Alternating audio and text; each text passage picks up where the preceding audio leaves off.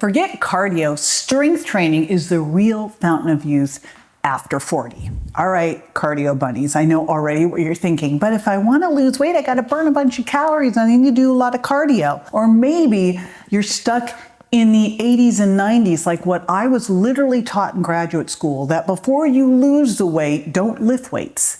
You got to lift weights after you lose the weight. Well, nothing could be further than the truth. And if you're also thinking, oh, but I need a strong heart. And yes, that's true.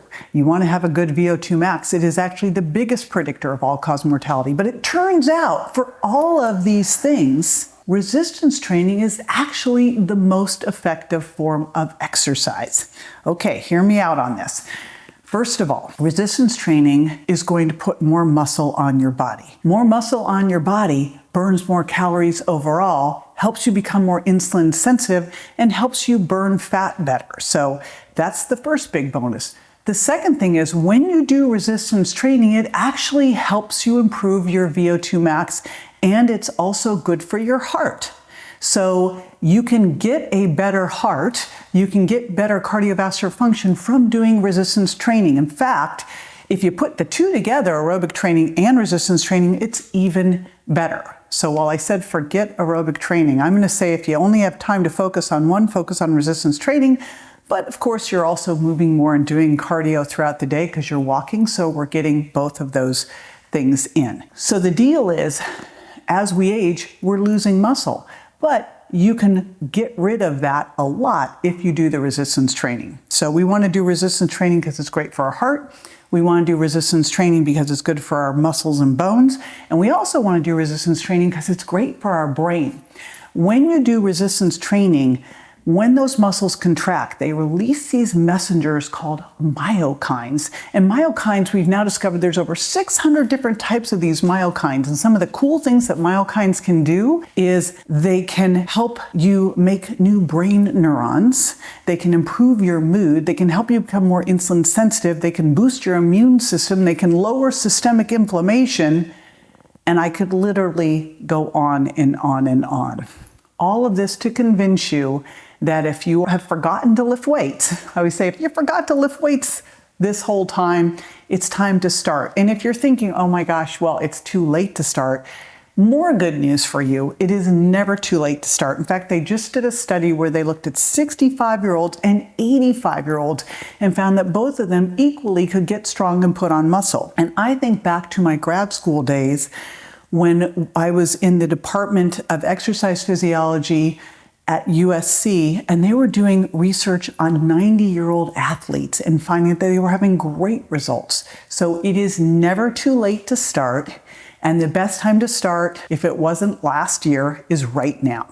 So if you're ready to start, what do you need to do? All right, first thing that I'd love you to do is get a baseline of your muscle mass and your bone density and where your fat is located, and a baseline of your strength. So the first thing that you do is you go get something called a DEXA scan. And a DEXA scan is going to look at, we've done it for years for bone mineral density, but also it looks at your skeletal muscle mass and your body fat and how much visceral adipose tissue you have. Now, if that is not available to you, then at least do a bioimpedance machine at home that looks at your total body water, and then from that makes a projection of how much body fat and how much skeletal muscle you have, because we have to do something so that we can track your progress.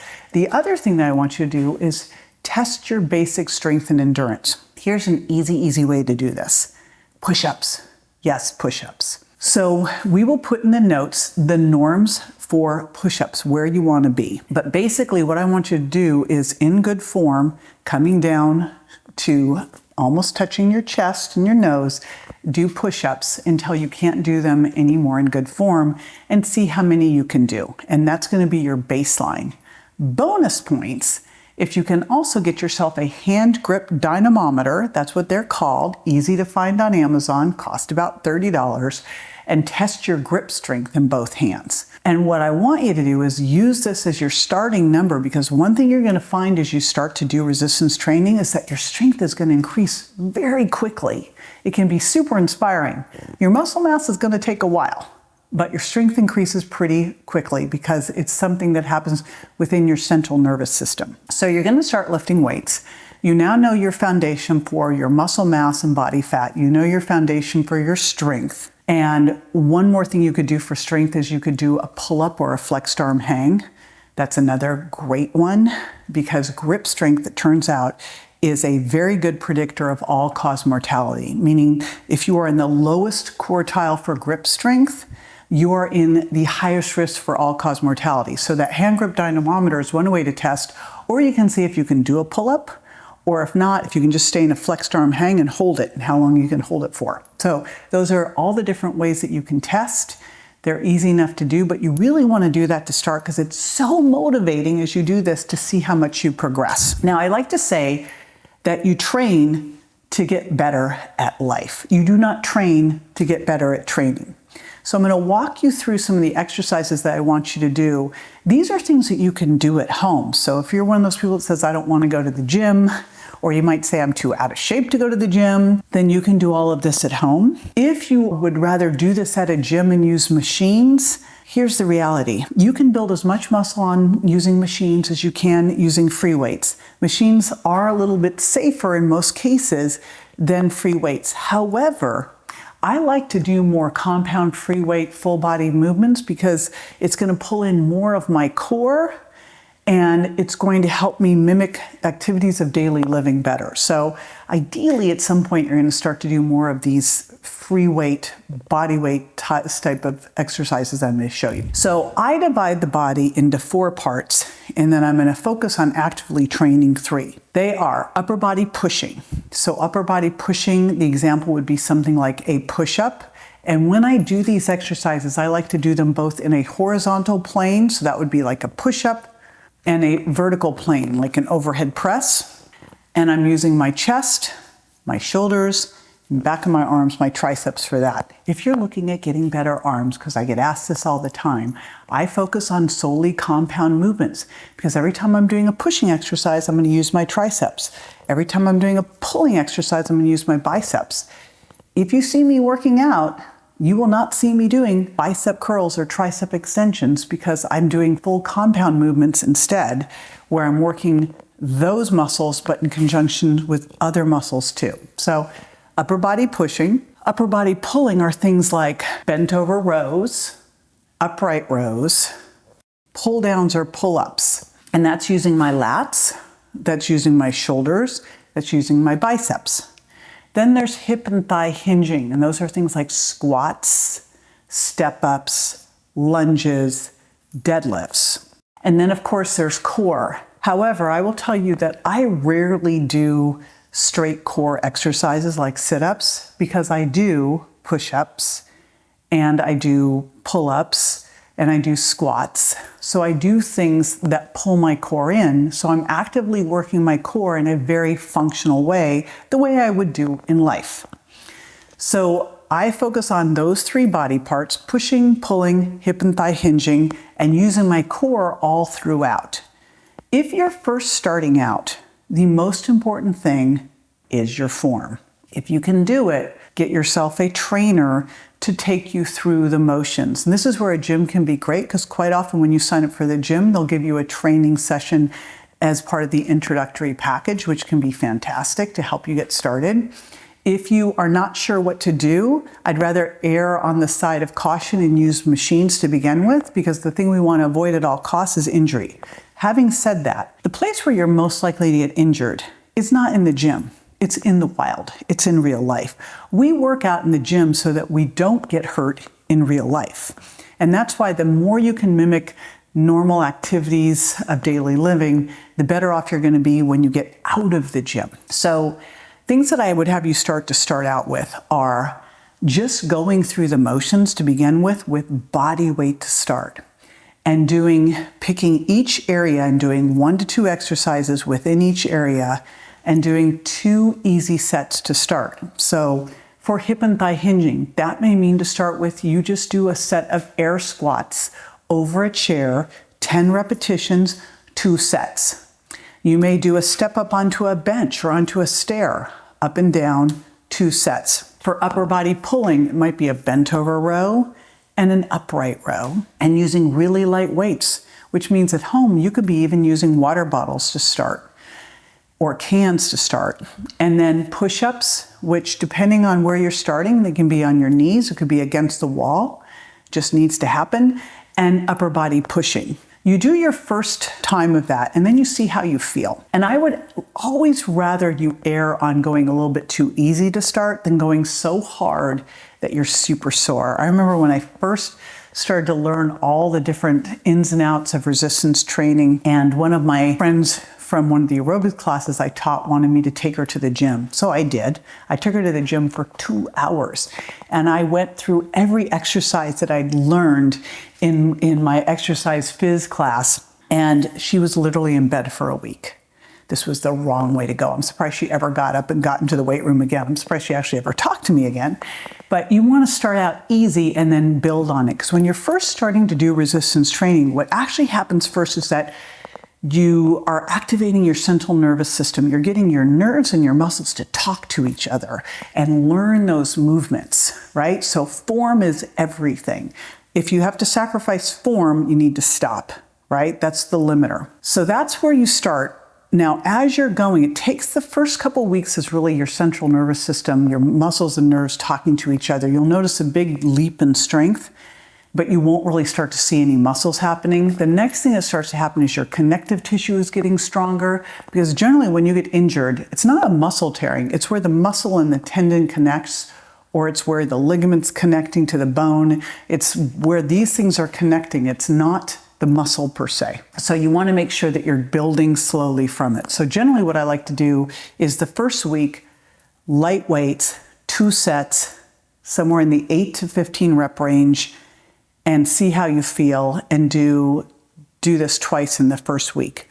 Now, when we first start, we're really focusing on building muscle, and the range to build muscle, you've got an exercise. When you do an exercise and you do repetitions of that exercise, like let's say you're doing push-ups. If you do 10 push-ups, that's called a set. The 10 push-ups are called repetitions. So 10 repetitions of push-ups is 1 set of push-ups. Turns out to build muscle, you can work anywhere between 6 repetitions all the way up to 30 repetitions. And so it really depends on personal preference. Although I would really emphasize that I'd rather see you working on the lower end of the scale, somewhere in the 6 to 12 repetition range. And as we progress, I'm going to even push you to go lower than that, which we'll talk about in a moment. So that's where we're going to start. Easy peasy. The next week, we're going to take it up a little bit. You'll do that first set easy like before, but then we're going to make it medium. So let's say that you were doing overhead presses the first week and you were holding cans the first week. The next week you do a 1 set with cans, and maybe now you've got 5-pound dumbbells in each hand and it feels medium hard. And notice that I'm doing overhead presses standing up, because in life we're not bolted to the floor, we're standing. You want to continue to progress that week, medium, and do 2 rounds, 2 sets of medium. And then we're going to progress past that. And each week, as you start to progress, you are going to get to the point where now all of a sudden it feels hard. And so here's the reality, and this especially is for women. We tend to underestimate what we're capable of. That's kind of a metaphor for us in life, right? And it's time for you to really step into your power. And so what you're going to find is that quite often we don't push ourselves as much as we're capable of. There's a concept in weight training called reps in reserve. And it's based on something called your 1 repetition max. And your 1 repetition max is if you could only do something 1 time, which is an absolute test of your strength, how much could you do? That's your 1 repetition max. Then there's reps in reserve. Let's say that I did 10 reps of a push-up, but I could have done 2 more in good form. Those are 2 reps in reserve. When you're doing resistance training, you really want to make sure you're getting to a point where you have maybe 1 or 2 reps in reserve before your form would go. It's not that you can't lift the weight anymore, it's that you can't lift the weight in good form. That's the limiter. Never sacrifice form to go heavier. So what we want to work into in the first couple of weeks is getting to the point where you're lifting weights 2 to 3 times a week with at least a break of 24 hours. So if you lift it on Monday, you do it again on Wednesday. and you're getting to a point where you only have 1 or 2 reps in reserve. That's what we want to work to, and then doing a warm-up set and 2 to 4 hard sets. That's the goal for building muscle. As we age, we lose muscle, but we lose strength more than muscle, about 2 times more, and we lose power even more than strength. Strength is the heaviest thing you can lift one time. Power is how fast you can move something. As you start to progress, say about 3 or 4 months in, what I'd love you to start doing is work at the lower end of the scale as much as possible. Doing 6 repetitions, 5 repetitions as hard as you can, because that's going to help you build more strength. Then I want you to also add in a little bit of speed, because the speed's going to help you with power. And that power is the biggest thing that we tend to lose. And remember, power is how fast you can do something. So it may be that we're doing a squat, you come down slowly, but you explode up as quickly as possible. And that's how we incorporate in that power. The other thing that we're going to want to start incorporating in at the end of a couple of months is adding in a little bit of power in the form of like explosive jumps or explosive movements. So that could be something like adding in a kettlebell swing or jumping up onto something. But that's just something to put into the back of your mind that you know is coming in 3 to 4 to 5 or even 6 months down the road as you get this really solid foundation. Here's the things that you're going to start to notice as you're doing this. Number 1, you're going to notice your strength improving pretty quickly. Like let's say you started out and you were using 2 cans to do overhead presses, then all of a sudden you went to 5-pound dumbbells. You might notice that over the course of 3 months, you went from using 5-pound dumbbells and overhead presses to 10 or 15-pound dumbbells, basically doubling or tripling your strength. That's pretty normal. But what you won't see is huge changes in your muscle mass. And I tell you this because I hear so often, oh, I don't want to do this because I'm afraid I'm going to get bulky. It's very hard for us to build muscle. We're going to want to make sure that we're getting the protein that we should be eating. See my other videos about that you're doing creatine to help you support lifting harder. But even with that, you'll be lucky to put on a 1/2 pound to a pound of muscle a month. And muscle really is like metabolic Spanx. It holds everything in tighter while supporting better bone mineral density and improving insulin sensitivity, and of course releasing all those myokines, doing all their great stuff. So if you've been worried about getting bulky, do not worry about that. Here's the biggest thing with that. If all of a sudden, after a couple months of lifting weights, you went, wow, I don't like how toned and defined my arms are looking, said no one ever, by the way, you would just back off. But I will tell you, in 40 years of helping people lift weights, I've never once seen it happen. So maybe you'll be the rare unicorn out there. I doubt it. So that is how you do the resistance training. That's how you walk into it. I do have a resistance training cheat sheet to help you with it, but it's really pretty basic and simple. The most important key thing here is the consistency of it. Now, the title of this video really was Forget Cardio, but here's the reality. I want you to prioritize resistance training and make sure you're getting activity in all throughout the day as well. What I don't want you to do is start adding in the resistance training and then going woof and flopping on the couch. So the other side of this is just to make sure that you're moving more all throughout the day. 8,000 steps a day should be your foundational baseline, and more is always better, but don't do more walking in place of resistance training. Make sure you're getting the 8,000 steps. But if you have extra time, let's prioritize the resistance training, because the resistance training is really what's going to make that big difference for you. It truly is your fountain of youth. Now, think about who you have who would benefit from this as well, because you know what? This is way more fun to do with a workout buddy. So share this video with a workout buddy. Before you do that, make sure you're subscribed to this channel, like the video, and check out my other videos, especially on eating protein to support that muscle mass development.